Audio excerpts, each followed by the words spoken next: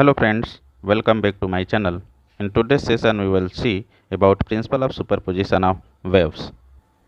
तो फ्रेंड्स, जैसे कि हमको मालूम है कि यदि कोई वेव्स किसी मीडियम के थ्रू प्रोपोगेट करती है तो वह वेव्स उस मीडियम में डिस्टरबेंस प्रोड्यूस करती है।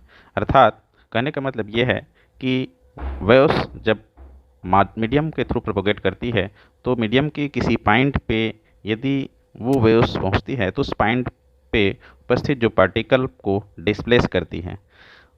यदि इसी प्रकार यदि हम देखें कि इस पॉइंट पे यदि दो या दो से अधिक वेव्स एक साथ पहुंच जाए ये सेम टाइम पे, तो इस पार्टिकल की जो रिजल्टेंट डिस्प्लेसमेंट होगी वह हम principle of superposition of waves से जान सकते हैं।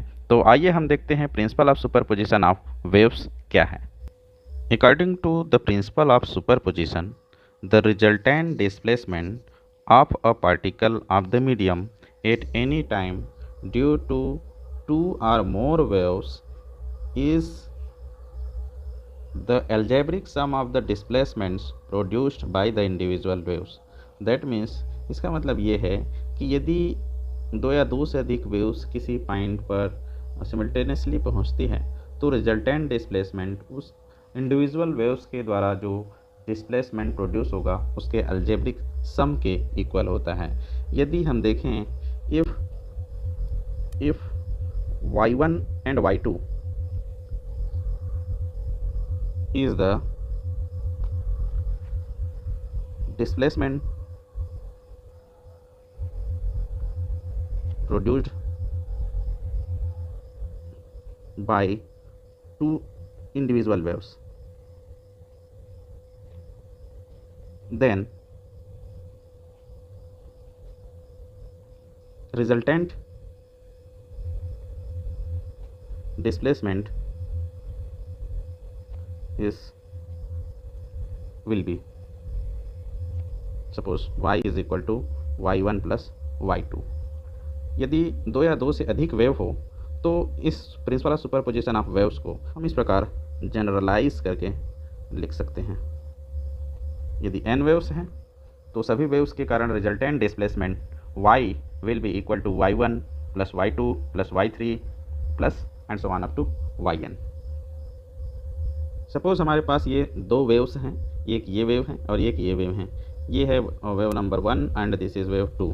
अब ये दोनों वेव्स ट्रेवल कर रहे हैं इस डायरेक्शन पे और इस डायरेक्शन पे, और हम देखते हैं कि दोनों वेव्स जो है सेम फेस में है। यदि इस पॉइंट पे देखा जाए तो हम देख सकते हैं कि ये दोनों वेव सेम फेस में है।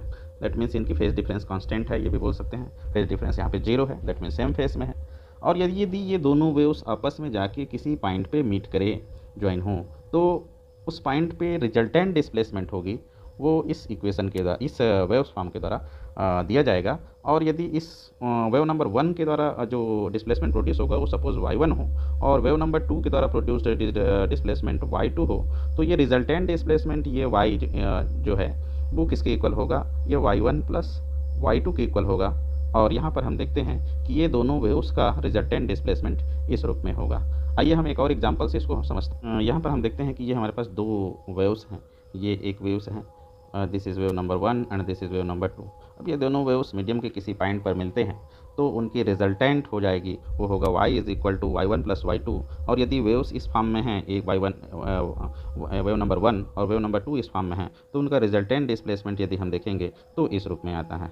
तो this is for principle of superposition of waves. Thank you friends for watching my video. If you have any doubt then you can ask through comment box. Thank you again.